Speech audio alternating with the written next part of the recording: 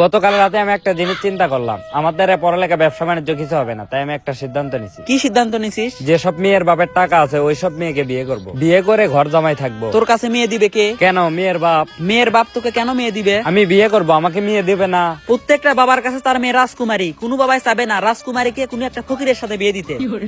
তুই কিন্তু আমাকে অপমান করলি। অপমান কই করলাম? যা সত্যি তাই তো বললাম। তুই 1 টাকা ইনকাম করিস না, তোকে দিয়ে মেয়েকে বিয়ে দিবে? বিয়ে দিবে না মানে? আমার চেহারা কি কম সুন্দর? যে কোনো মেয়ের বাপ দেখলেই পছন্দ করবে। বর্তমান সমাজ ছেলেদের চেহারাকে প্রাধান্য দেয় না, তোর পকেটে নোট আছে নাকি সেটাকে প্রাধান্য দেয়। তোর পকেটে যদি ওই কাগজের নোট না থাকে তোকে কেউ পাত্তাও দিবে না। তার মানে তুই বলতে চাচ্ছিস আমার এই চেহারা নেই, আমি বিয়ে করতে পারবো না? পারবি না।